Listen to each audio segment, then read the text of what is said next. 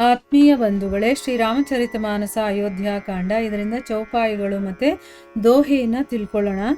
ಬಹುರಿ ಸಪರಿ ಜನ ಭರತ ಕಹೂಂ ಋಷಿ ಅಸ್ ಆಯಸು ದೀನ್ಹ ಬಿಧಿ ಬಿಸಮಯ ದಾಯಕು ಬಿಭವ ಮುನಿ ಬರ್ तप बल कीन्ह। मुनि प्रभाव जब भरत बिलोका सब लघु लगे लोकपति लोका। सुख समाजु नहीं जाई बखानी देखत बिरति बिसारहि ज्ञानी। आसन सयन सुबसन बिताना बन बाटिका बिहग मृगनाना। सुरभि फूल फल अमिय समाना बिमल जलाशय विविध विधाना। असन पान सुचि अमिय अमी से देखी लोग सकुचात जमी से। सुर सुरभि सुरतरु सबही के लखी अभिलाषु सुरेश सची के। ऋतु बसंत बह त्रिविध बयारी सब कह सुलभ पदारथ चारी। स्रक चंदन बनितादिक भोगा देखी हर्ष विसमय ಬಸಲೋಗ. ಇವು ಚೌಪಾಯಿಗಳು ಮತ್ತೆ ದೋಹೆ. ಈಗ ಇದರ ಅರ್ಥವನ್ನ ತಿಳ್ಕೊಳ್ಳೋದಕ್ಕೆ ಪ್ರಯತ್ನ ಮಾಡೋಣ. ಇಲ್ಲಿ ತುಳಸಿದಾಸರು ಹೇಳ್ತಾರೆ, ಭರದ್ವಾಜ ಮುನಿಗಳು ಭರತನಿಗೆ ಅತಿಥಿ ಸತ್ಕಾರ ಮಾಡಿಸ್ಕೊಳ್ಬೇಕು ನೀನು ಅಂತ ಹೇಳ್ತಾರೆ. ಅಂದ್ರೆ ನಮ್ಮಲ್ಲಿ ನೀನು ಇದ್ದು ಆ ಸತ್ಕಾರವನ್ನ ಸ್ವೀಕಾರ ಮಾಡಬೇಕು ಅಂತ ಹೇಳ್ತಾರೆ. ಆದರೆ ಹೇಳೋದೇನೋ ಹೇಳ್ತಾರೆ, ಅವನು ಒಪ್ಕೊಳ್ತಾನೆ. ಅಷ್ಟೊಂದು ಜನರಿಗೆ ಊಟ ಉಪಚಾರ ಮತ್ತು ಇರೋದಕ್ಕೆ ಜಾಗ, ಅದರ ಸಿದ್ಧತೆಗಳು ಹೇಗಪ್ಪ ಮಾಡೋದು ಅಂತ ಯೋಚನೆ ಮಾಡ್ತಾ ಇರ್ತಾರೆ. ಅಷ್ಟರಲ್ಲೇ ರಿದ್ಧಿ ಸಿದ್ಧಿಯರು ತಾವೇ ಸೇವೆ ಮಾಡೋದಕ್ಕೆ ಸಿದ್ಧರಾಗಿದ್ದೀವಿ ಅಂತಂದ್ಬಿಟ್ಟು ಹೇಳಿದಾಗ ಮುನಿಗಳು ತುಂಬ ಸಂತೋಷಪಟ್ಟು ಅವರಿಗೆ ಆಜ್ಞೆಯನ್ನು ಕೊಡ್ತಾರೆ. ಆಯಿತು, ನೀವು ಅವ್ರಿಗೇನೇನು ಬೇಕೋ ಅದರ ಪ್ರಬಂಧಗಳನ್ನೆಲ್ಲ ಮಾಡಿ ಅಂತಂದ್ಬಿಟ್ಟು ಆಗ ಅವರು ತಕ್ಷಣ ಎಲ್ಲ ರೀತಿಯ ಪ್ರಬಂಧಗಳನ್ನು ಮಾಡ್ತಾರೆ.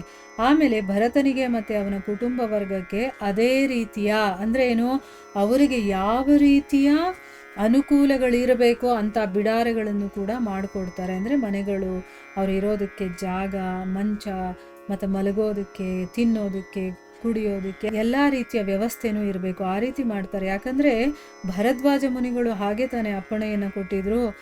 ಅಂದರೆ ಅವ್ರಿಗೇನೂ ತೊಂದರೆ ಆಗಬಾರ್ದು. ಅವ್ರು ಆಲ್ರೆಡಿ ಈಗಲೇ ನೊಂದ್ಕೊಂಡಿದ್ದಾರೆ, ಆ ದುಃಖ ಪರಿಹಾರ ಆಗಬೇಕು ಅವ್ರಿಗೆ. ಅವರು ಅಲ್ಲಿಂದ ದಣಿದು ಬಂದಿದ್ದಾರೆ, ತುಂಬಾ ಅವರಿಗೆ ಆಯಾಸ ಆಗಿರುತ್ತೆ. ಆ ಆಯಾಸವೆಲ್ಲ ದೂರ ಆಗಬೇಕು ಅಂತೆಲ್ಲ ಹೇಳ್ತಾರೆ. ಮತ್ತು ಎಲ್ಲಕ್ಕಿಂತ ಮುಖ್ಯ ಅಂತಂದರೆ ಶ್ರೀರಾಮನ ವಿರಹದಲ್ಲಿ ಅವರು ದುಃಖವನ್ನು ಅನುಭವಿಸ್ತಾ ಇದ್ದಾರೆ.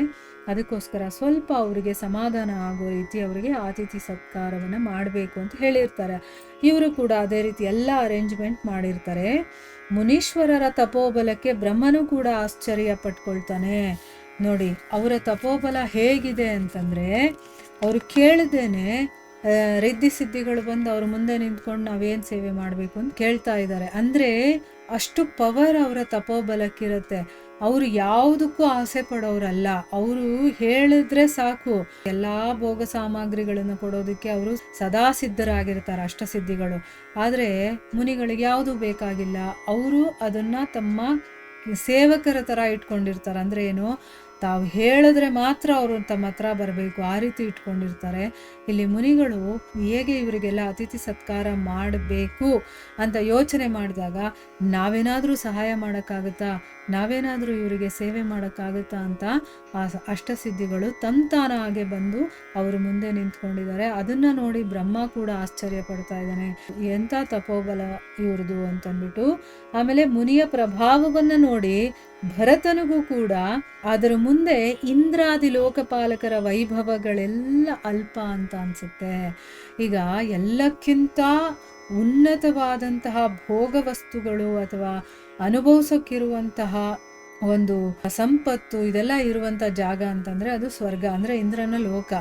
ಆಯಿತಾ, ಅಲ್ಲಿರುವಂಥ ಲೋಕಪಾಲಕರು ತುಂಬ ಎಂಜಾಯ್ ಮಾಡ್ತಾರೆ. ಅಲ್ಲಿ ಎಲ್ಲ ರೀತಿಯ ಭೋಗ ಸಾಮಗ್ರಿಗಳು ಇರುತ್ತಲ್ವಾ.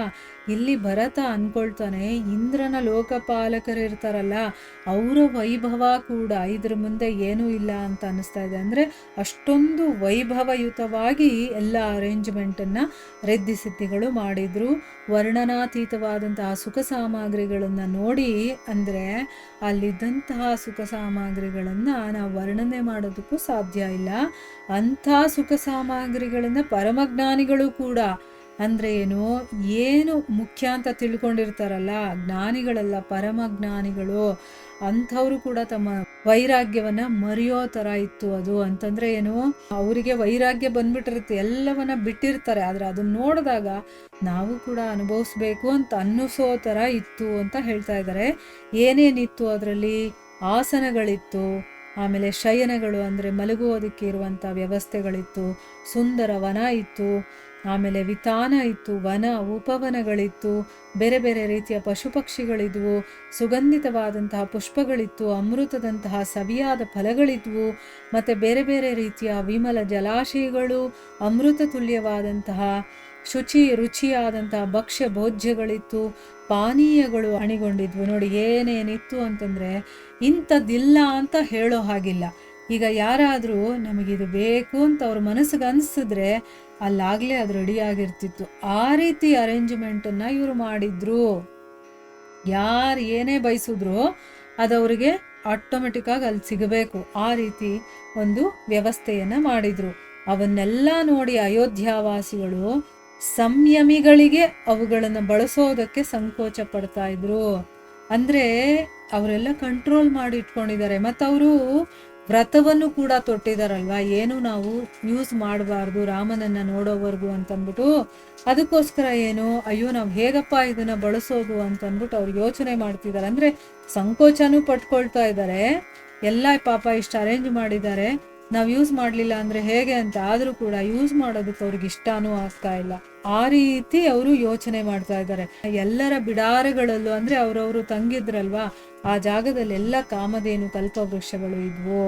ನೋಡಿ, ಕಾಮಧೇನು ಕಲ್ಪವೃಕ್ಷಗಳು ಎಲ್ಲಿರುತ್ತೆ? ಸ್ವರ್ಗದಲ್ಲಿರುತ್ತೆ. ಅಲ್ಲಿ ಕೇಳಿದ್ದನ್ನ ಅದು ಅಥವಾ ಮನಸ್ಸಲ್ಲಿ ನೀವು ಅನ್ಕೊಂಡ್ರೆ ಸಾಕು, ಅದು ನಿಮ್ಮ ಮುಂದೆ ಬರಬೇಕು. ಆ ರೀತಿ ಕೊಡುವಂಥದ್ದು ಕಾಮಧೇನು ಮತ್ತೆ ಕಲ್ಪವೃಕ್ಷಗಳು. ಅದು ಒಬ್ಬೊಬ್ಬರ ಬಿಡಾರದಲ್ಲೂ ಇದೆ. ಅವ್ರು ಏನಾದ್ರೂ ಕೇಳಲಿ, ಏನಾದ್ರೂ ಬಯಸ್ಲಿ, ಅದು ತಕ್ಷಣ ಅವ್ರಿಗೆ ಸಿಗಬೇಕು ಅಂತ ಒಂದು ಅರೇಂಜ್ಮೆಂಟ್ನ ಅವರು ಮಾಡಿದ್ದಾರೆ. ಅವುಗಳನ್ನೆಲ್ಲ ನೋಡಿ ದೇವೇಂದ್ರ ಶಚಿಯರ ಬಾಯಲ್ಲೂ ಕೂಡ ನೀರು ಬರ್ತಾ ಇತ್ತು. ಯಾಕಂದ್ರೆ ಭೋಗ ಸಾಮಗ್ರಿಗಳನ್ನ ಭೋಗಿಸೋದ್ರಲ್ಲಿ ಇವರು ಎತ್ತಿದ ಕೈ ಅಲ್ವಾ ದೇವೇಂದ್ರ. ಆ ಒಂದು ಅರೇಂಜ್ಮೆಂಟನ್ನು ನೋಡಿ ಅಯ್ಯೋ ನಮಗೂ ಬೇಕಾಗಿತ್ತು, ನಮ್ಮ ಹತ್ರನೂ ಈ ರೀತಿ ಇರಬೇಕಿತ್ತು ಅಂತಂದ್ಬಿಟ್ಟು ಅವ್ರು ಅನ್ಕೊಳ್ತಾ ಇದ್ದಾರೆ.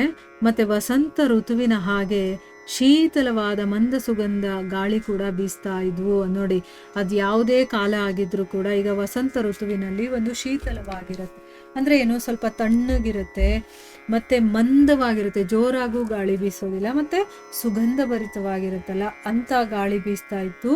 ಎಲ್ಲರಿಗೂ ಕೂಡ ಚತುರ್ವಿಧ ಫಲಗಳು ಅಲ್ಲಿ ಸುಲಭವಾಗಿ ಸಿಗ್ತಾ ಇತ್ತು. ಅಂತಂದ್ರೆ ನಾವು ಸಾಧನೆಗಳನ್ನ ಮಾಡಿ ಚತುರ್ವಿಧ ಫಲಗಳನ್ನ ಪಡಿತೀವಲ್ವಾ, ಧರ್ಮ ಅರ್ಥ ಕಾಮ ಮೋಕ್ಷ ಅಂತ. ಆ 4 ಫಲಗಳು ಕೂಡ ಅಲ್ಲಿ ಎಲ್ಲರಿಗೂ ಸಿಗೋ ಹಾಗಿತ್ತು. ವನಿತಾದಿ ಎಲ್ಲಾ ಭೋಗ್ಯ ವಸ್ತುಗಳನ್ನ ನೋಡಿ ಅಲ್ಲಿ ಹೆಂಗಸರು ಕೂಡ ಇದ್ದಾರೆ, ಅವ್ರಿಗೆ ಬೇಕು ಅಂತಂದ್ರೆ. ಜನರೆಲ್ಲರೂ ಕೂಡ ಹರ್ಷ ವಿಷಾದಕ್ಕೆ ಒಳಗಾದ್ರು. ಅದನ್ನೆಲ್ಲ ನೋಡಿ ಆ ಭೋಗ್ಯ ವಸ್ತುಗಳನ್ನ ಜನರಿಗೆ ಸಂತೋಷನೂ ಆಗ್ತಾ ಇದೆ, ಒಳಗಡೆ ವಿಷಾದ ಕೂಡ ಆಗ್ತಾ ಇದೆ. ಅಂದ್ರೆ ಮುನಿಗಳ ತಪಸ್ಸಿನ ಪ್ರಭಾವವನ್ನ ನೋಡಿ, ಅದರಿಂದ ಭೋಗ ಸಾಮಗ್ರಿಗಳನ್ನು ನೋಡಿ ಎಲ್ಲರಿಗೂ ಕೂಡ ತುಂಬಾ ಸಂತೋಷ ಆಗ್ತಾ ಇದೆ.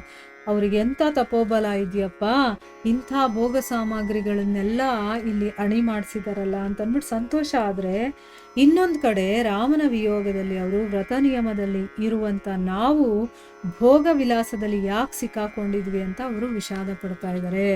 ಯಾಕಂದ್ರೆ ಅವರು ಗುರಿ ಇಟ್ಕೊಂಡು ಬಂದಿರೋದೇನು, ರಾಮನನ್ನ ಕಾಣಬೇಕು, ಅವನನ್ನ ಒಲಿಸಿ ಮತ್ತೆ ವಾಪಸ್ ಕರ್ಕೊಂಡು ಹೋಗ್ಬೇಕು ಅಂತ.